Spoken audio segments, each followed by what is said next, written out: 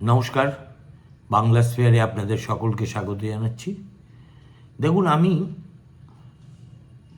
এই ভোটের অধিকার অর্জন করেছিলাম 1978 সালে।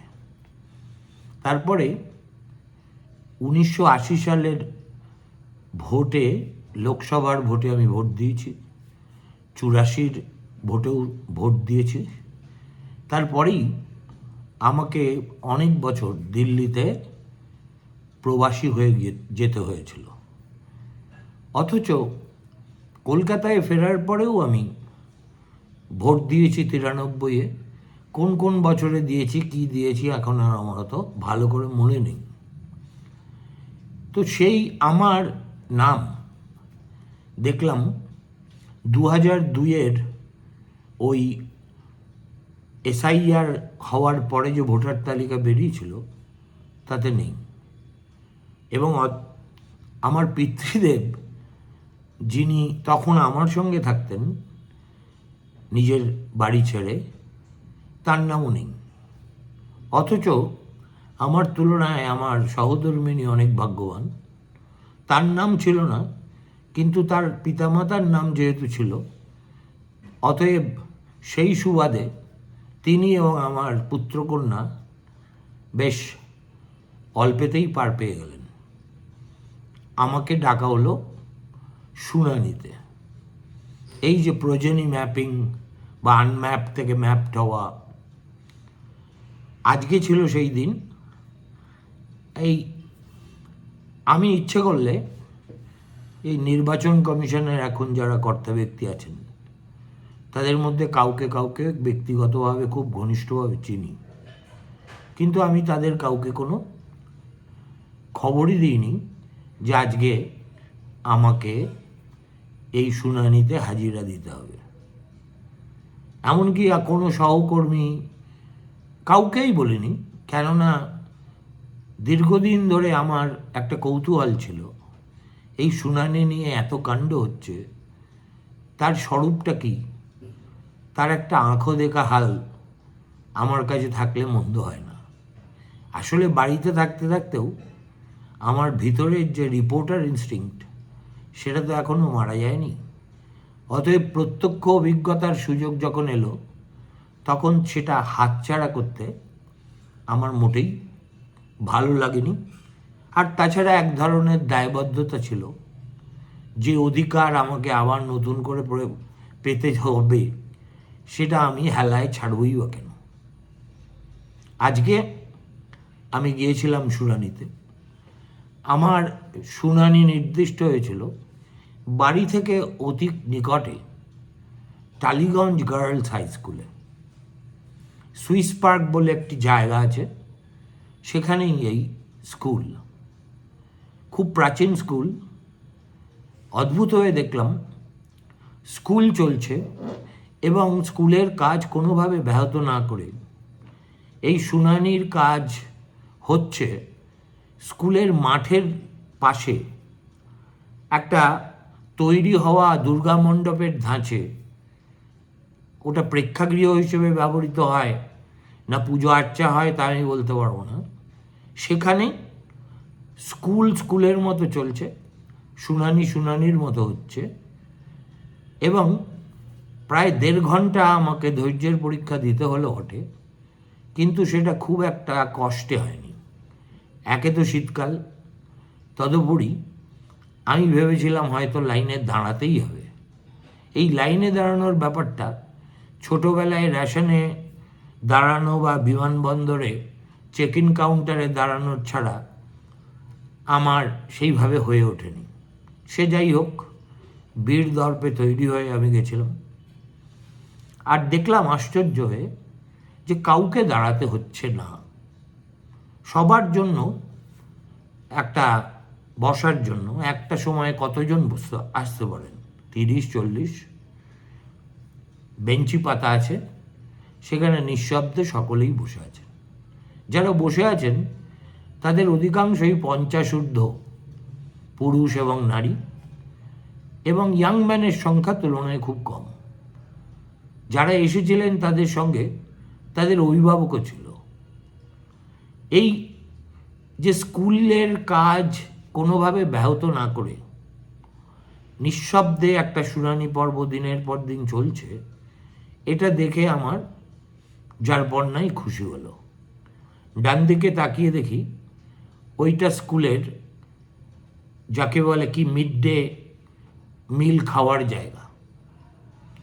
অনেকক্ষণ ধরে আমি গিয়েছিলাম একটায়, আশা ছিল 1:30-1:30টার মধ্যে হয়ে যাবে, কিন্তু তারপর সেটা গড়িয়ে প্রায় 2:30টে হয়ে গেল। কটায় এক্স্যাক্টলি আমি বলতে পারবো না, হয়তো 1:30-1:45 নাগাদ ওই স্কুলে টিফিনের ছুটি না এমনিই ছুটি হলো জানি না, একেবারে পিলপিল করে বাচ্চা মেয়েগুলো তারা এমন কলকাকলি শুরু করলো যে নৈশব্দ ভাঙলেও তাদের বাচ্চাদের এই চেঁচামেচি, দৌড় ঝাঁপ, ওই মিল ক্যান্টিনে এসে টিফিন বাক্স খুলে খাওয়া দাওয়া, এইসব দেখতে বেশ মজাই লাগছিল এবং আমার ছেলেবেলার কথা মনে পড়ছিল।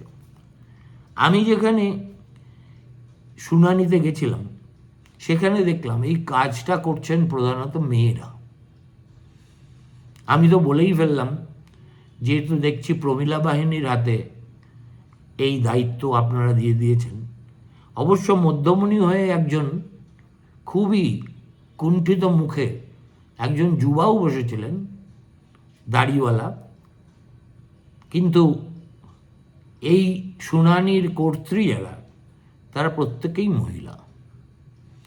এবং একটা জিনিস, ওখানে গিয়ে আমার বিএলওকে আমি একটা টোকেন নিতে হলো, যে টোকেনের জন্য বসে বসে অপেক্ষা করতে হবে। এই টোকেন নিয়ে বসে থাকার অভিজ্ঞতা আমার অনেক জায়গায় হয়। সবচেয়ে বেশি হয় আগে যখন আমরা ভিসার আবেদন করতাম, তখন ওই টোকেন নিয়ে দীর্ঘক্ষণ বসে থাকতে হতো।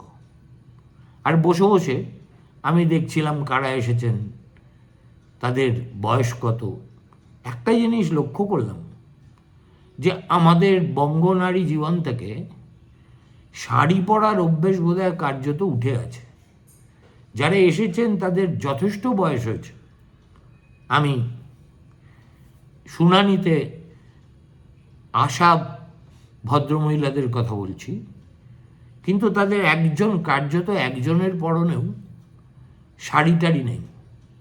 সবাই বেশ স্ল্যাক অথবা লেগিন এবং পায়ে স্নিকার পরে, গায়ে গরম জামা লাগিয়ে এমনভাবে এসেছেন এবং বসে আছেন, মনে হচ্ছিল যেন লন্ডন মেট্রোতে ট্রাভেল করছি। আর একই পরিধান যারা শুনানির ভারপ্রাপ্ত, তাদেরও 1-8জনকে দেখলাম সালোয়ার কামিজ পরে আছেন। এই যে এর মধ্যে দিয়ে বাঙালি মহিলাদের অভ্যাসে একটা বেশ চাঞ্চল্যকর বদল হয়ে গেছে, এটা আগে আমার জানা ছিল না। আজকে দেখলাম এবং দেখে কিঞ্চিত প্রথমে একটু বিভ্রান্তই লাগছিল। পরে দেখলাম আমরা যদি তাই করি তাহলে মহিলারা করবেন না কেন? ধুতি পাঞ্জাবি পরাটা এতটাই অসুবিধের, বিশেষ করে কলকাতার মতো শহরে যাদেরকে পাবলিক ট্রান্সপোর্টে যেতে হয়, তাদের ক্ষেত্রে তো প্রশ্নই ওঠে না। ধুতি পাঞ্জাবির চল যদি উঠে গিয়ে থাকে, তাহলে শাড়ি যে তার পিছন পিছন উঠে যাবে, এটা একটা খুব স্বাভাবিক নিয়মের ব্যাপার। কেননা if the winter comes can the spring be far behind. যাই হোক, এইসব করতে করতে আমি যখন শুনানির টেবিলে আমার টোকেন নাম্বার ডাক পড়লো, গেলাম এবং বিশ্বাস করুন, আমাকে ওখানে নিয়ে যাওয়ার জন্য এই যে এত ব্যবস্থা, আসল কাজটা করতে কিন্তু আমার 1.5 মিনিট না 2 মিনিটের বেশি সময় লাগলো না। অর্থাৎ আমাকে একটা ডকুমেন্ট দেখাতে হলো, যে ডকুমেন্টে সর্বজন স্বীকৃতভাবে আমার জন্মদিনটা লেখা আছে। আমি সঙ্গে করে পাসপোর্টের ফটোকপি এবং আমার 1974 সালে হায়ার সেকেন্ডারির অ্যাডমিট কার্ডের কপি নিয়ে গেছিলাম। দু জায়গাতেই আমার জন্মের ডেট লেখা আছে এবং এই একটা ব্যাপারে আমি কখনো, আমার বাবাও করেননি আমিও করেনি, জন্মদিন বা জন্মের বছর নিয়ে কোনো রকম এদিক সেদিক আমার নেই। তার ফলে আমার যত ডকুমেন্টে জন্মদিনের কথা বলা হয়েছে তাদের সবই এক। তো আমি বললাম যে এই দুটোর মধ্যে কোনটা আপনাদের দেব? ওরা বললেন যে কোনো খুশি তাই বলে আমার অ্যাডমিট কার্ডের প্রতিলিপি নিলেন, সেলফ অ্যাটেস্টেশন আমাকে করতে হলো। তারপরে বলল একটু স্যার ঘাড় ঘোরাবেন। আমি বললাম কেন? দেখি আরেকজন মহিলা, তিনি একটা ক্যামেরা নিয়ে, অর্থাৎ এই আইফোন টাইপের স্মার্টফোন নিয়ে ছবি তুলবেন। তা আমি বললাম আমারই যদি ছবি তুলবেন তাহলে সামনে থেকে করুন, সাইড থেকে করছেন কেন? তখন উনি বললেন যে না, শুধু আপনার ছবি তুললে হবে না, এই যে শুনানির টেবিলে যারা বসে আছেন তাদের সবাইকে রেখে আপনার ছবিটা তুলতে হবে। আমি ভাবলাম সত্যি নির্বাচন কমিশন ধরে আনতে বললে একেবারেই বেঁধে আনছে। যাই হোক, অল্প আলাপ চালিতায় জানতে পারলাম যে এরকমভাবে দিনে প্রায় শখানেক, কখনো কখনো 125, আমার নাম্বার ছিল 71। তারপরেও দেখি ধীরে ধীরে ধীরে ধীরে ধীরে ধীরে আরও অনেক মানুষই আসছেন। সুতরাং যদিও কাগজে কলমের বিষয়টা 2:30তে চুকে যাওয়ার কথা, কিন্তু একবার লোকজন এসে গেলে তো তাদেরকে ফেরানো যায় না। আমি জানি না কতক্ষণ ব্যাপারটা চলল। সুতরাং এটা আমি দেখলাম যে ঠিক আছে, যেতে হলো, নাগরিক হিসেবে আমার কর্তব্য ছিল, গেছিলাম। কিন্তু যে পরিমাণ হল্লাবাজি এই ঘটনাকে কেন্দ্র করে হয়ে চলেছে, তার কোনো, আমার ব্যক্তিগত অভিজ্ঞতায় তার কোনো প্রতিফলন আমি দেখতে পাইনি। আর এখন এই এসআইআর নিয়ে এমন একটা অস্বাস্থ্যকর, ক্লান্তিকর চাপান উত্তর আর ইত্যাদি চলছে যে আমি টেলিভিশন দেখাই ছেড়ে দিয়েছি। কেননা টেলিভিশন মানে আমাদের যুবরাজ, যিনি স্বামীজির সাবস্টিটিউট হিসেবে বঙ্গ সমাজে আবির্ভূত হয়েছেন, তিনি যেখানে যাবেন, সে যে কোনো কারণে হোক, তার নিজের ডিজিটাল যোদ্ধাদের কাছে বাতেলা দেওয়া হোক, কিংবা পশ্চিমবঙ্গের দক্ষিণ প্রান্ত থেকে উত্তরে একেবারে উল্কার মতো ঘুরে ঘুরে কথা বলা হোক, দুপুরবেলা তার জন্য লাইভ অনুষ্ঠান বরাদ্দ। আমার কোনো ধারণা নেই যে আমাদের এই ভিজুয়াল মিডিয়াগুলো, তাদের কোনো সেন্স অফ ডিসক্রিশন ইত্যাদি নেই, থাকলেও হারিয়ে ফেলেছে, কিংবা চাপ আছে, কিংবা অর্থের লোভ আছে। এর বাইরে কোনো এডিটোরিয়াল জাজমেন্ট থেকে একজন সামান্য এমপি, তার দলগত অবস্থান যাই হোক না কেন, প্রতিদিন এক কথা বলবেন, একই ভঙ্গিতে বলবেন, একই রকম স্পর্ধা দেখিয়ে বলবেন, ঔদ্ধত্য দেখিয়ে বলবেন, আর আমাদের দর্শকদের সেটা বাধ্যতামূলকভাবে গিলতে হবে। এটা এক ধরনের অত্যাচার ছাড়া আর কিছু নয়। এমন তো নয় যে তিনি নিত্য নতুন কথা বলেন, সেই পুরনো বুলি কপচানো আর লোককে চমকানো, যেখানে যাচ্ছেন সেই জেলা থেকেই তার ওই একদম চেঁচে পুছে সবকটি আসন চাই। মামা বাড়ির আবদার শুনলে কীরকম যেন লাগে যে একজন অলমোস্ট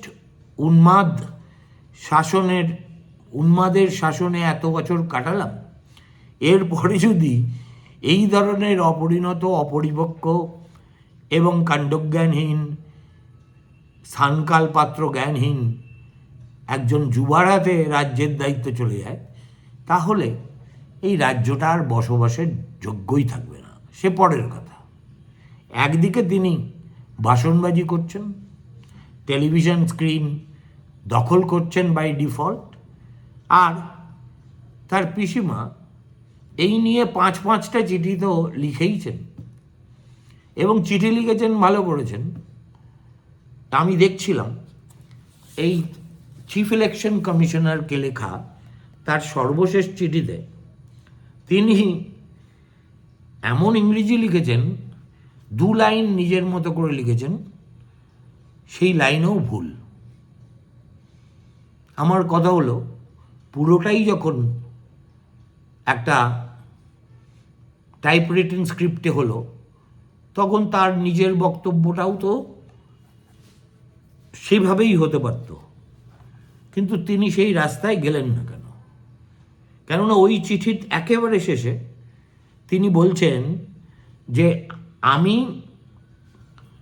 জানি যে আপনি আমার এই জবাব দেবেন না, কিন্তু আমি মনে করি আপনাকে ইনফর্ম করাটা আমার কর্তব্য। এই যে সামান্য একটা বক্তব্য, সেটা শুদ্ধ ইংরেজিতে লিখতে তিনি যখন পারেন না, তখন সেটা টাইপ করে নেওয়াই ভালো। তা উনি করবেন না, শুদ্ধ অশুদ্ধর জ্ঞান তার অতখানি নেই। তার চেয়েও দুর্ভাগ্যের কথা যে নিশ্চয়ই এইটা আরও 5 জন তাবড় আমলার হাত দিয়ে পাস্ট হয়ে গেছে, তাদেরও কারুর এইটুকু হিম্মত নেই যে গিয়ে বলবে, ম্যাডাম এইখানে একটা কারেকশন আছে, ক্যান আই পুট ইট? বললে তিনি কী করতেন? ম্যাক্সিমাম খেই করে উঠতেন, তার বেশি তো নয়। কিন্তু আমাদের মুখ্যমন্ত্রীর প্যাডে অশোক স্তম্ভের ছাপ্পা মারা, আমরা এই ধরনের হাওলার থেকে মুক্ত হতাম।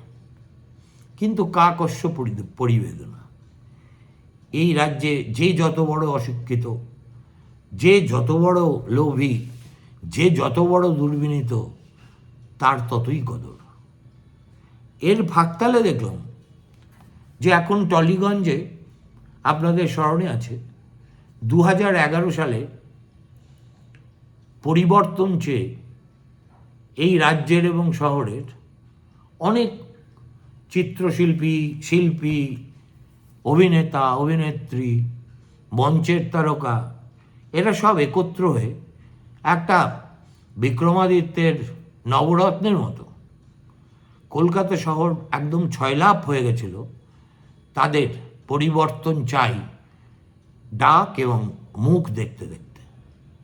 তাদের মধ্যে একমাত্র 1-8 জন এখনো পর্যন্ত তৃণমূলের সঙ্গে টিকে আছেন। সেই সময় যারা তৃণমূলের কট্টর বিরোধী ছিলেন, নন্দীগ্রাম সিঙ্গুরের পরেও টেলিভিশনের স্টুডিও আলো করে এসে বুদ্ধবাবুর পক্ষে এবং সিপিএমের পক্ষে ওকালতি করতেন, তারা এখন মমতা বন্দ্যোপাধ্যায়ের মধ্যে প্রায় সুনীল গঙ্গোপাধ্যায় সুলভ কবিত্ব আবিষ্কার করে দেখছি ভিডিওতে পোস্ট করছেন। দোকান কাটা কবি তো এরা নয়, দোকান কাটা হলেও লোকে কাজ করতো কিনা আমার জানা নেই। সে যাই হোক, এবার মনে হচ্ছে সেই নামগুলো বা মুখগুলো সরে গিয়ে নতুন মুখ আসবে, এবং সেই মুখের একটা ঝলক আমি দেখতে পেলাম যখন দেখলাম পরমব্রত চট্টোপাধ্যায় এবং ওই জি বাংলায় যখন ওই গানের অনুষ্ঠান হয়, তখন যে ভদ্রলোক বিচারকের আসনে বসেন, তার নামটা আমার মনে পড়ছে না, তাকেও দেখলাম। তার মানে ইনফিল্ট্রেশন আগের মতোই আছে, মুখ বদলেছে। আমি বসে বসে ভাবছিলাম, এই পরমের বাবা মাকে আমি খুব ভালো করে চিনি। বাবা প্রতিদিন কাগজে কাজ করতেন, আমাদেরই সহকর্মী ছিলেন, অত্যন্ত ভালো সজ্জন মানুষ।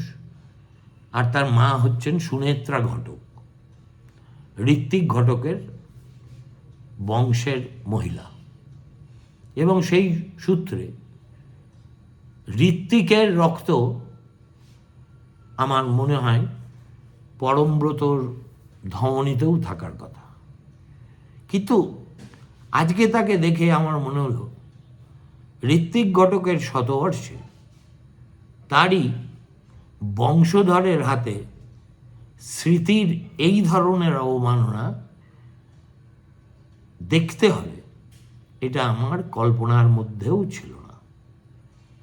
পরমব্রতকে এই ভিড়ের বাজারে একটু ব্যতিক্রম বলে মনে হতো, আজ দেখলাম ঝাঁকের কইরা আসলে ঝাঁকে থাকতেই পছন্দ করে। ভালো থাকবেন, নমস্কার, ফিরে আসছি 8টায়।